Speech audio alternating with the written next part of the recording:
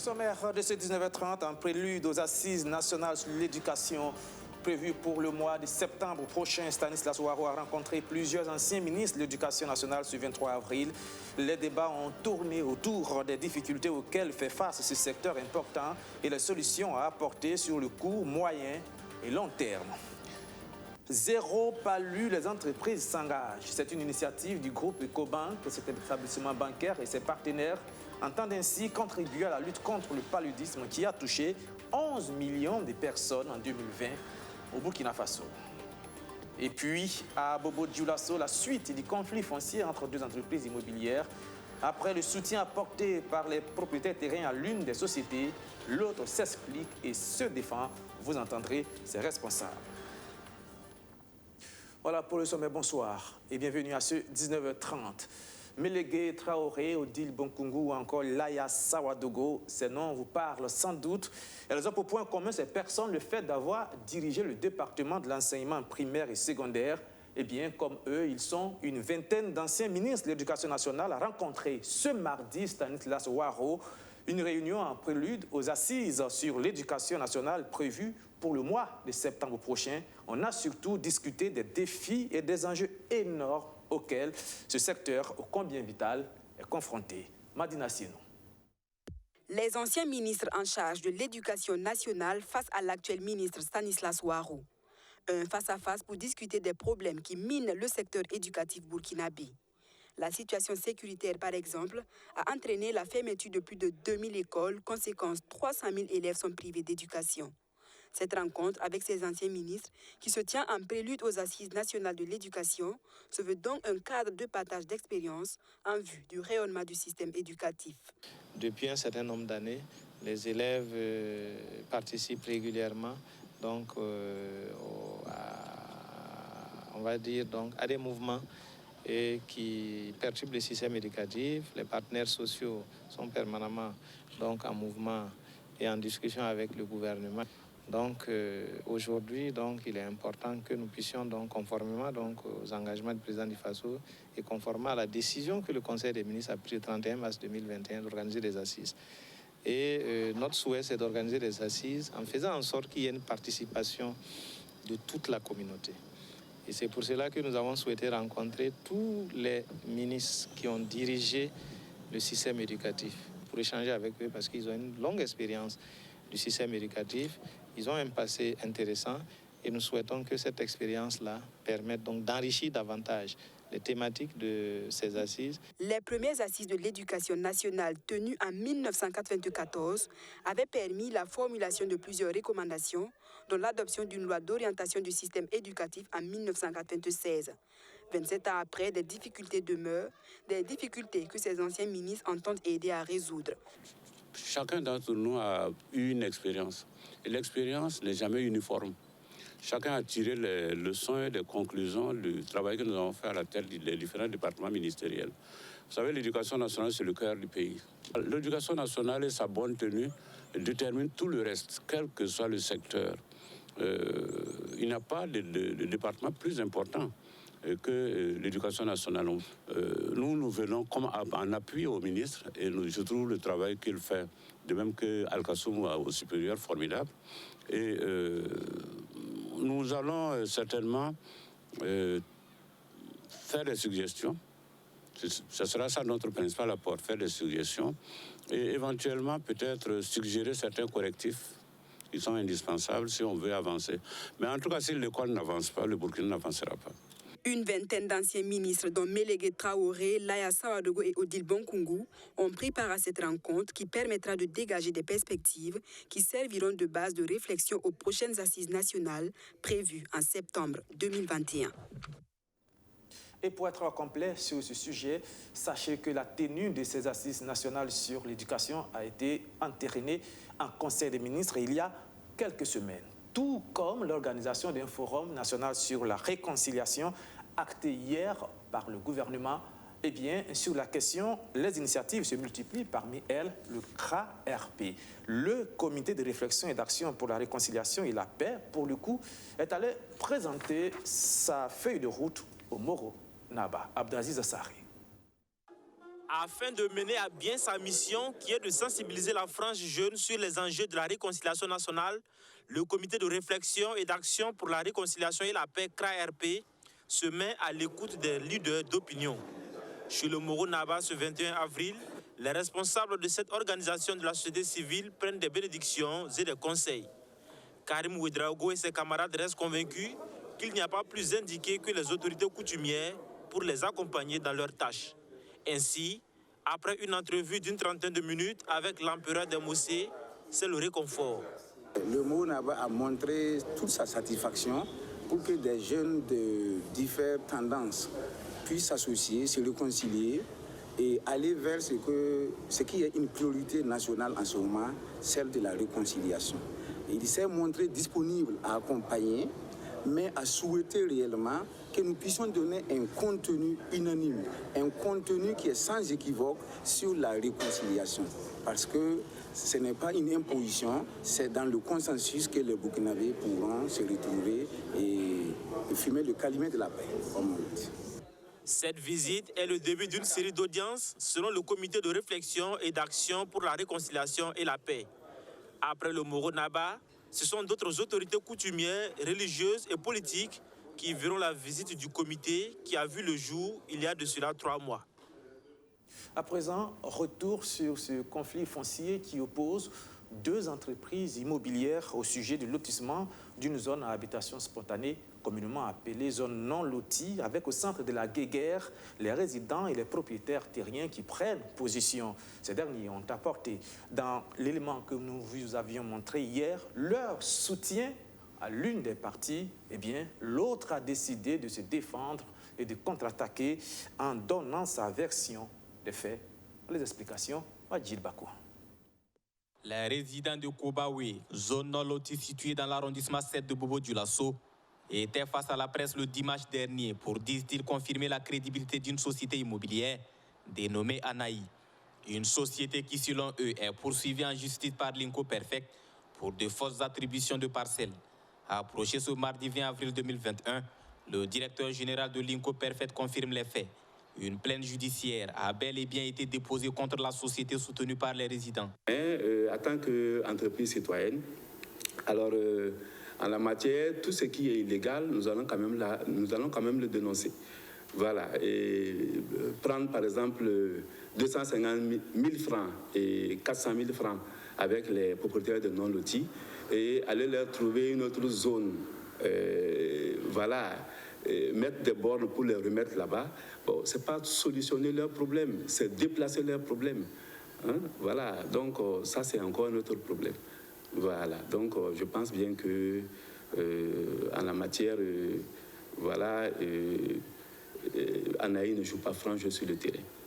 Les résidents de la zone disent n'avoir signé aucun accord avec la société Linko Perfect.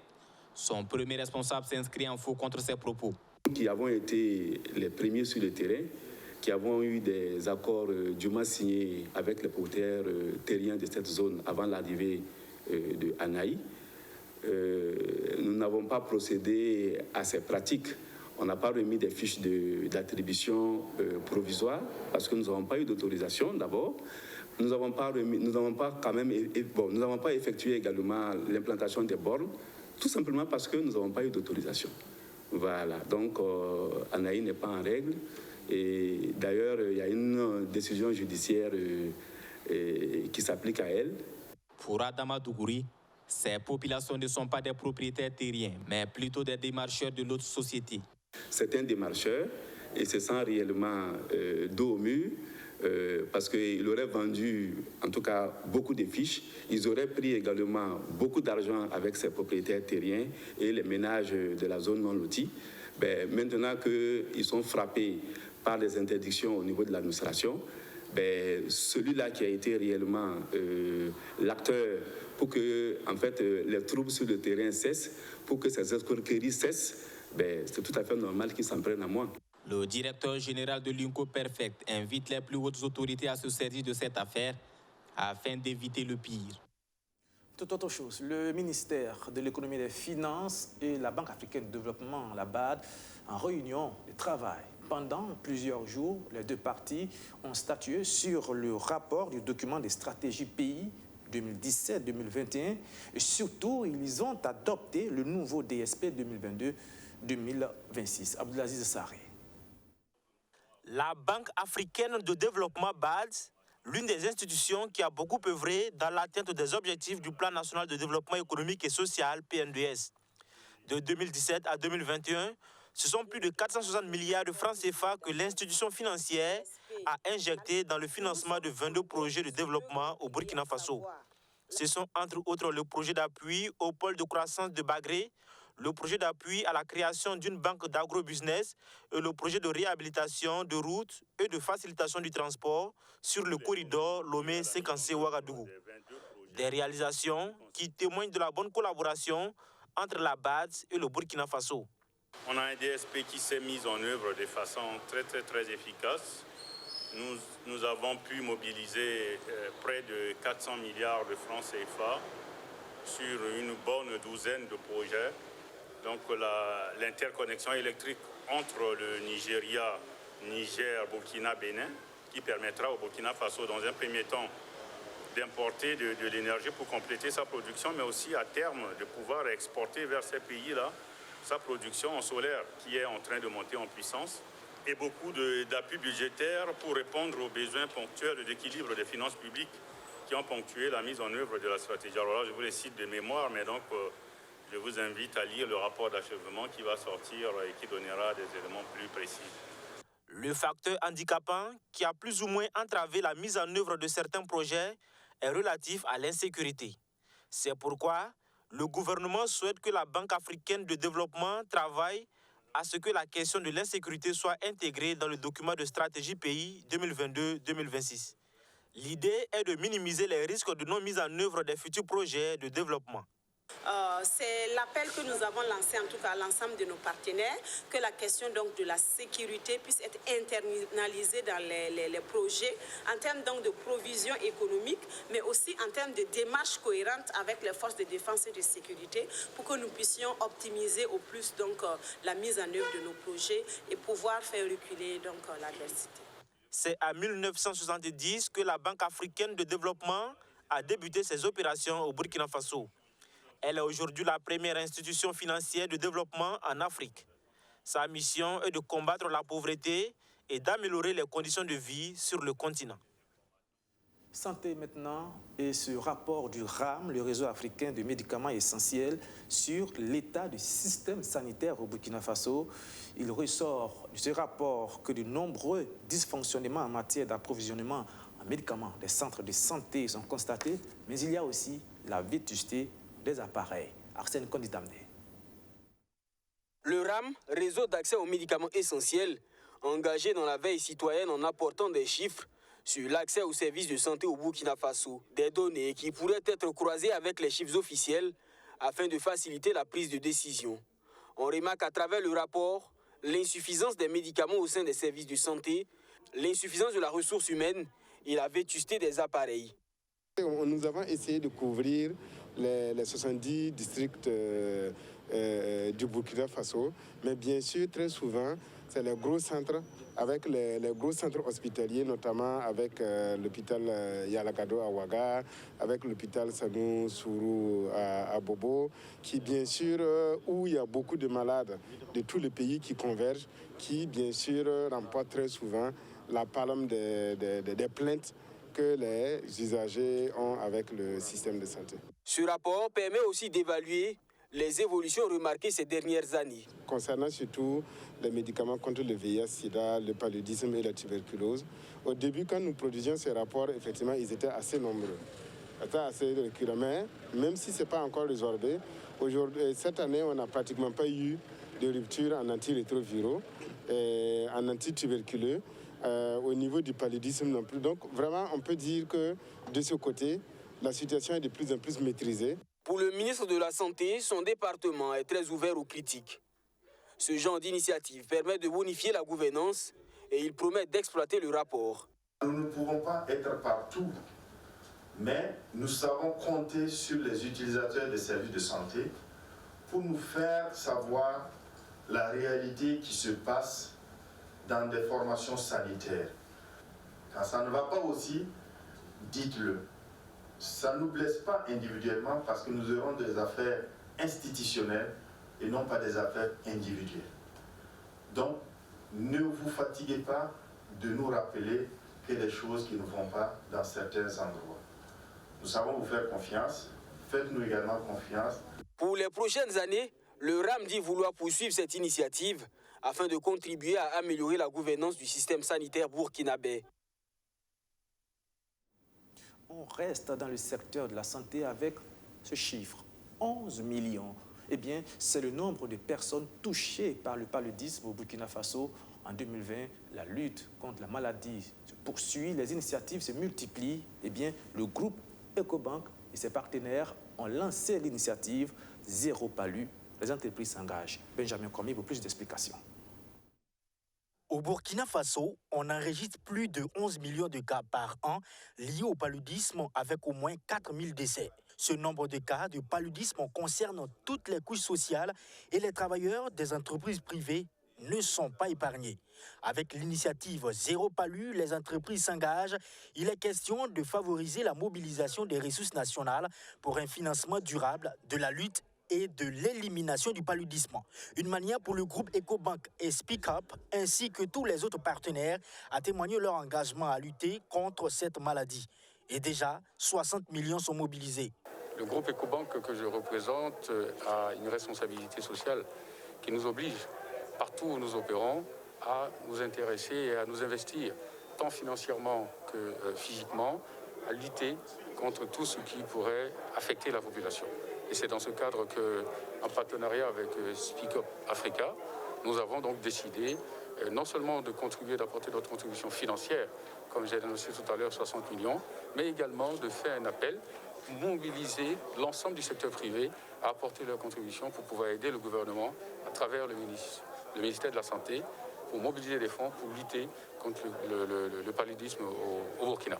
Le rapport 2020 de l'Organisation mondiale de la santé indique que le Burkina Faso est le pays qui a enregistré plus de décès liés au paludisme au cours de cette année écoulée. Les défis à relever sont encore énormes car la maladie reste à ce jour l'un des principaux motifs de consultation, d'hospitalisation et de décès dans les formations sanitaires, selon le ministre de la Santé.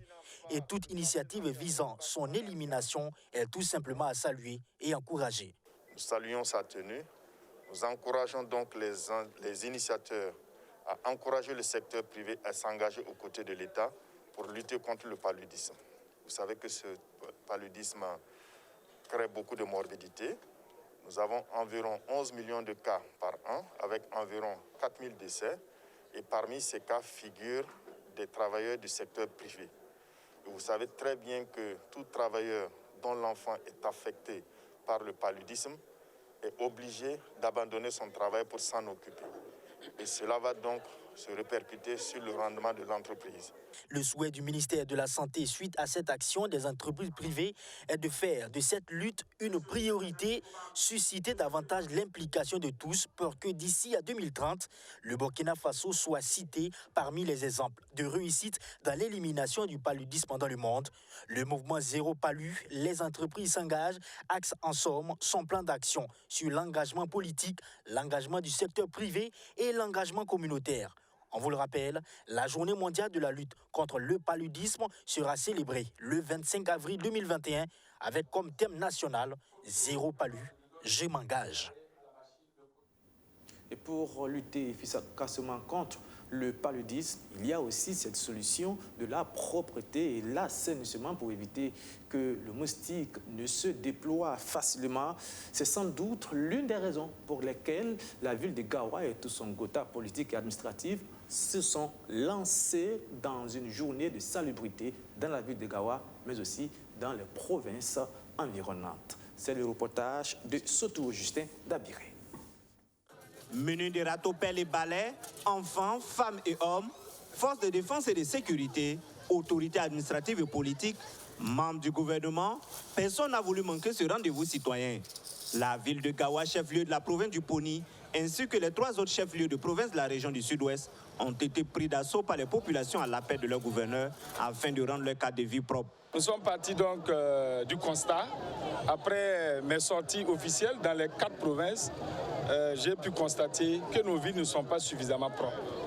Et j'ai pensé également aussi qu'il y a lieu d'interpeller en fait la responsabilité individuelle et collective de tout un chacun. Voilà pourquoi nous avons lancé cette activité qui n'est pas du tout administrative, encore moins politique. C'est une activité citoyenne, une activité populaire. La population a compris que la question d'assainissement, la question de santé qui est autour de cet assainissement n'est pas seulement l'affaire du gouvernement. Ça vous concerne, ça me concerne, ça les concerne. C'est pourquoi tous nous sommes mobilisés aujourd'hui pour ce coup de balai, pour que la ville, la région du Sud-Ouest soit propre. Mais le plus important, c'est de pouvoir pérenniser cette initiative. Pérenniser cette initiative, voire même l'institutionnaliser, la réflexion est désormais portée par le ministère en charge de l'assainissement. Nous pensons que nous devons poursuivre la réflexion pour voir dans quelle mesure nous pourrons institutionnaliser ce genre d'initiative et faire en sorte que sur toute l'étendue du territoire, le même jour, à l'unisson, que nous puissions nettoyer notre environnement, travailler à assainir notre environnement pour améliorer, je dirais, notre cadre de vie et apporter plus de santé à la population. Comme vous le savez, l'hygiène, c'est une question de santé publique. Et si les populations adhèrent à une telle initiative et incorporent ça dans leurs habitudes, et c'est toute la cité qui gagne. Et à l'échelle du pays, c'est tout le Burkina Faso qui gagnera. L'Agence nationale d'appui au développement des collectivités territoriales est prête à appuyer des journées de salubrité qui seront organisées au niveau des collectivités territoriales, que ce soit au niveau des communes ou au niveau des régions. L'opération coup de balai au Sud-Ouest a pris fin par une remise de matériel d'hygiène et d'assainissement au centre hospitalier régional de Gawa. D'une valeur de 2 500 000 francs CFA, le don qui est de la fondation Rafid Dermadirossian vient soulager l'hôpital de Gawa qui manifestait un grand besoin selon le directeur régional de la santé du Sud-Ouest. Et c'est la fin de ce journal. Merci de l'avoir suivi. Bonsoir, au revoir et rendez-vous demain à la même heure, à 19h30.